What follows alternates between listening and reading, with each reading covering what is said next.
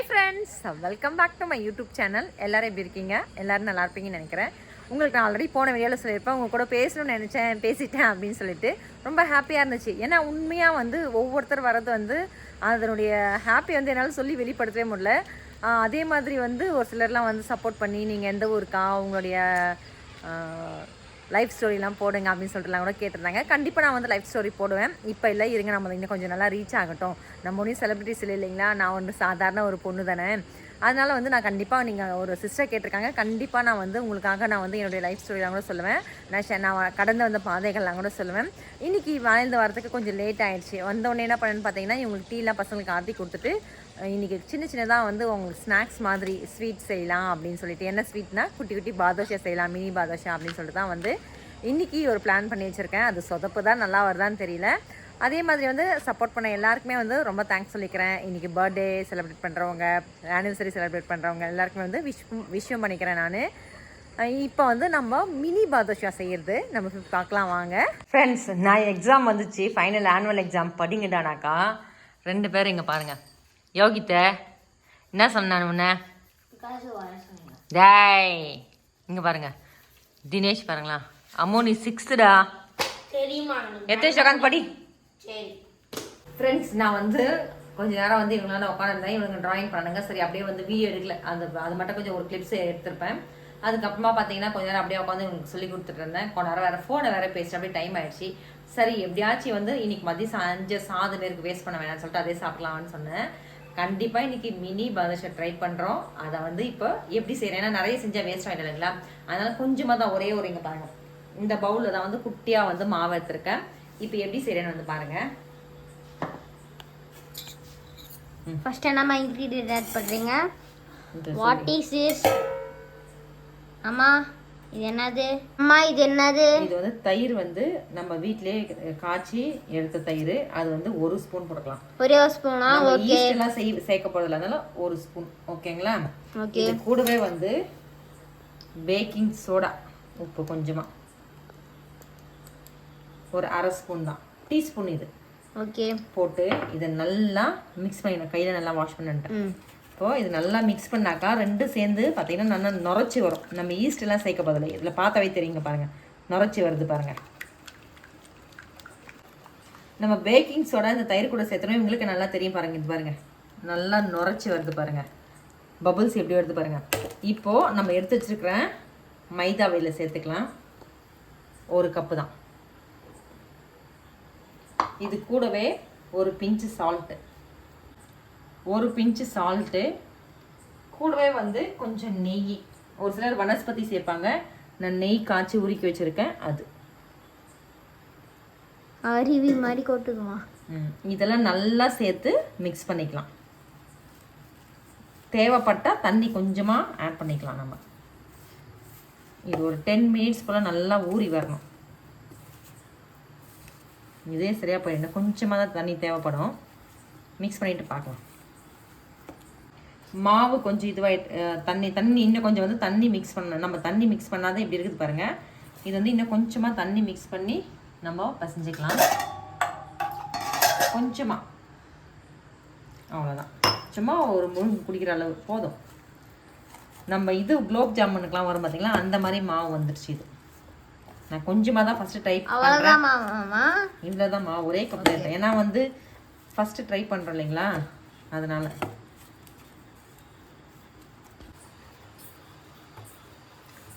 மாவு இங்கே பாருங்கள், நம்ம சின்ன கப்பு தானே எடுத்தோம், அதனால் இவ்வளோ தான் வந்திருக்குது. இது ஒரு 10 நிமிஷம் 20 நிமிஷம் கூட அப்படியே இருக்கட்டும். அதுக்குள்ள நம்ம ஒரு பக்கம் எண்ணெய் தீ கம்மியாக வச்சிடலாம். இன்னொரு பக்கம் சுகர் சிரப்பை ரெடி பண்ணி வச்சுக்கலாம். எண்ணெயும் ஊற்றி வச்சுருக்கேன் நான். அது தீ ஸ்லிம்லேயே இருக்கட்டும், ரொம்ப காயக்கூடாது. இந்த பக்கம் நான் சக்கரை எடுத்துகிட்டு வரேன்.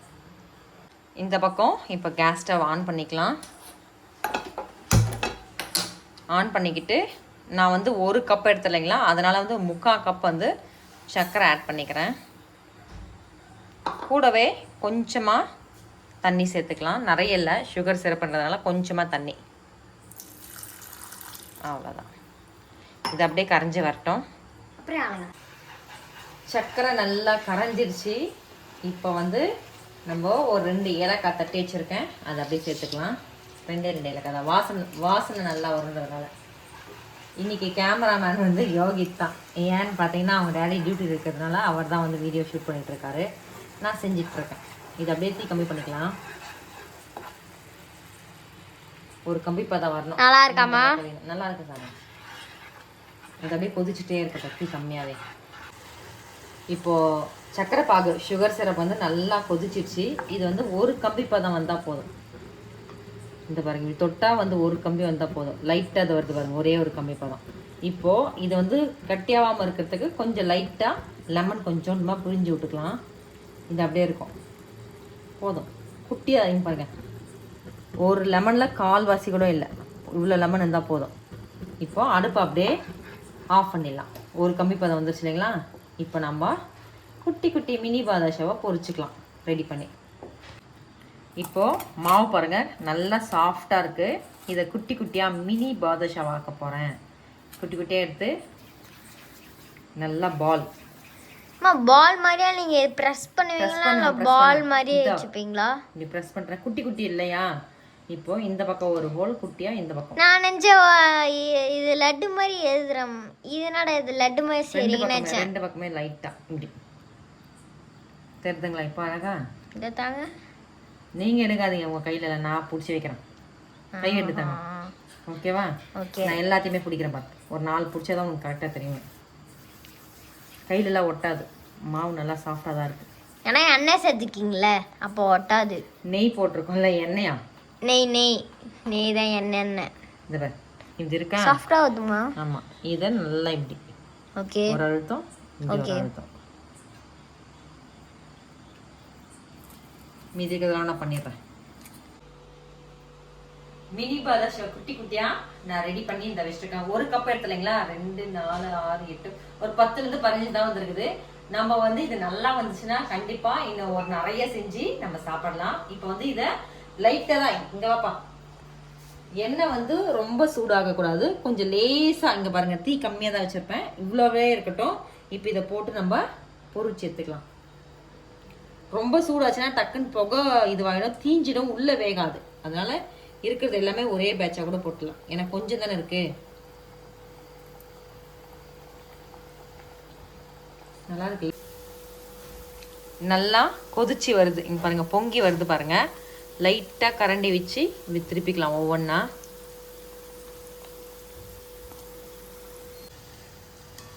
லேசா வந்து கலர் மாறிட்டு வருது அப்படின்னு சொல்லிட்டு நம்ம டக்குன்னு எடுத்துக்கூடாது. நல்லா வந்து கலர் மாறணும். ஏன்னா உள்ள இருக்கிற மாவெல்லாம் வேகணும் இல்லைங்களா? நான் உண்மையா நினைச்சு கூட பார்க்கல, சூப்பரா தான் வருது. இங்க பாருங்க, நல்லா இன்னும் நல்லா கலர் மாறணும். ஒரு சிலர் வந்து நம்ம சுகர் சிரப்ல வந்து சேஃப்ரான் அதெல்லாம் போடுவாங்க. பட் என்கிட்ட அதெல்லாம் இல்லை. அது குங்குமப்பூலாம் இல்லாததுனால நான் அப்படியே நார்மல் ஏலக்காய் மட்டும் போட்டு தான் வந்து செய்ய போகிறேன். இன்னொரு முறை வந்து கண்டிப்பாக வீட்டில் இது அதிகமாக மாவு, ஒரு 1/2 கிலோ மாவு வாங்கி வந்து ட்ரை பண்ணணும். நம்ம அப்படியே வெந்துட்டே இருக்கட்டும், தீ கம்மியாகவே. எல்லா பக்கமும் எல்லாம் வேகணும். நல்லா கலர் மாறி உண்மையாகவே வந்து கலர்ஃபுல் நல்லா வந்துருச்சு. இப்போ நம்ம ஆல்ரெடி ரெடி பண்ணி வச்சுருக்கிற சிரப்பில் அப்படியே சூடாக சேர்த்துக்கலாம். இதை ஆஃப் பண்ணிடலாம். சுகர் சிரப் ஏன்னா எல்லாமே வெந்துருச்சு. சூப்பராக இருக்குல்ல பார்க்கவே? டெலிஷியஸாக இருக்குன்னு நினைக்கிறேன். உண்மையாக நல்லாயிருக்கும். நான் உண்மையாக வருமானு நினச்சேன், வந்துருச்சு கண்டிப்பாக. இப்போ அந்த ஜூஸ் எல்லாம் இதுக்குள்ளே இறங்கணும். அது கொஞ்சம் அதுக்குள்ள ட்ரை பண்ணணும். அப்போ கூட காயுதுமா? எது சூடு இல்லை, அப்படியே போடுறல. இங்க பாருங்க, இந்த பாரு, இதுல இருந்து இங்க பாருங்க, இது பாரு, இதுதான் இப்போ நீங்க தட்டினீங்கல்ல, அது அப்படியே திருப்பி திருப்பி போடணும் சுகர் சிரப்ல. அப்பதான் ஜூஸ் எல்லாம் ஒரு இதை அப்படியே ஆறட்டும். இது சிரப்லாம் உறிஞ்சி அப்படியே ஆறி சும்மா ஜூஸியா. அப்ப சூடா இருக்காதாமா? ஆறிடும் கொஞ்ச நேரத்துல, இது உறிஞ்சிடும். டக்குனு கலர் மாறிடுச்சு. சிரப்ல போட்டா அம்மா தள்ளுங்க, இந்த இது பாருங்க கலர் டேஸ்டா இருக்கு. பாத்தியா? கடையில வர மாதிரி இல்ல, வீட்லயே செஞ்சிடலாம் போலயே. சூடு கை வைக்க முடியாது. சூப்பரா இருக்கு. அம்மா பண்றீங்க? என்ன பண்றேன்னா, மத்தியானம் சாப்பாடு இருக்குல்ல, அதே சாப்பிடலாம். பாரு, ஒயிட் ரைஸ் அப்படியே இருக்குது, சாப்பிடவே இல்லை. கீரை குழம்பு கொஞ்சம் இருக்கு. ஓகே, கொஞ்சம் ஊருக்கு ஃப்ரிட்ஜ் எடுத்துக்கலாம். இப்போ நான் இன்னைக்கு ஸ்பெஷலான நம்மளுடைய குட்டி குட்டி மினி பாதுஷாவை ஒன்று பாருங்க, ஃபுல்லாக சிரப் வந்து உறிஞ்சிச்சு, அப்சர்வ் பண்ணிச்சு. ஒன்று எடுத்து உங்களுக்கு காமிக்கிறேன் பாருங்களா. பாடா நல்லா நிறம் சுவை தினம் சாஃப்டா இருக்குது பாருங்க, பாருங்க உள்ள வரைக்கும் நல்லா இறங்கி இருக்குது. அப்படியே எப்படி நிறம் சுவை தினமா? சூப்பரா இருக்கும். நிறம் நல்லா இருக்கு. ஓகே, கண்டிப்பா நீங்க ட்ரை பண்ணுங்க, இது மாதிரி நல்லா இருக்கு உண்மையாவே. நீ சாப்பிட யோகித்து வா. ஓகே, யோகித்தும் தினேஷும் நானும் நீங்க மட்டும் சாப்பிட்டீங்க இல்லையா, நான் ஒண்ணு சாப்பிட்றேன்னு சொல்லிட்டு எடுத்துருக்கானுங்க.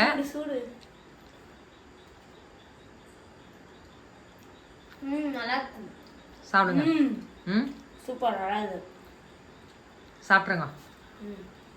இன்னும் கொஞ்சம் அந்த இருக்கிற சிரப்ல நல்லா உரியணும். ஆமா, பாதிலேயே ஒரிஞ்சுக்குது. இல்லை வந்துடும் அது. காலையில மூடி வச்சுட்டு அப்படியே நல்லா சாஃப்டா இருக்குது. சாஃப்டா கிறிஸ்பி எங்க இருக்குது, சாஃப்டா தாங்க இருக்குது. சாப்பிடுங்க ஃப்ரெண்ட்ஸ். இப்போ வந்து பார்த்தீங்கன்னா நாங்கள் சாப்பிட்டோம். இது நைட்டுக்கு வந்து டின்னர் வந்து மதியம் இருக்கிறதே வந்து நாம் எப்போவே உங்களுக்கு எல்லா வீடியோலையுமே சொல்லுவேன், சாப்பாடு வந்து நிறைய பேர் இல்லாத இருக்காங்க. அதனால வந்து சாப்பாடு எப்பவுமே வேஸ்ட் பண்ண மாட்டோம். ஆக்சுவலாக வந்து நைட்டில் சாப்பிட மாட்டோம். சப்பாத்தி இல்லைனாக்கா தோசை அந்த மாதிரி டிஃபன் ஐட்டம் தான் சாப்பிடுவோம். சரி பரவாயில்ல, இன்னைக்கு ஒரு நாள் வந்து அட்ஜஸ்ட் பண்ணி சாப்பிட்டுக்கலாம்னு சொல்லிட்டு அந்த கீரை குழம்பு சாதமே தான் வந்து சாப்பிட்டு நாங்கள் வந்து தூங்கிடுவோம். கண்டிப்பாக இன்னைக்கு வந்து நான் சொன்ன மாதிரியே வந்து சக்ஸஸாக வந்துருச்சு. நான் முதல்ல சொன்னியிருந்தேன் உங்களுக்கு எப்படி வருமோ தெரியல அப்படின்னு சொல்லிட்டு. கண்டிப்பாக சூப்பராக வந்துருந்துச்சு. இதே மாதிரி நீங்களும் உங்கள் வீட்டில் ட்ரை பண்ணுங்கள். இதே மாதிரி இன்னொரு ஈவினிங் வந்து vlog வந்து நான் எடுத்து உங்களுக்கு அப்லோட் பண்ணுவேன். கண்டிப்பாக பிடிச்சிச்சுன்னா மறக்காமல் சப்ஸ்கிரைப் பண்ணிக்கோங்க, ஃப்ரெண்ட்ஸுக்கெல்லாம் ஷேர் பண்ணுங்கள். பை பாய், தேங்க்ஸ் ஃபார் வாட்சிங். இன்னொரு வீடியோவில் சந்திக்கலாம்.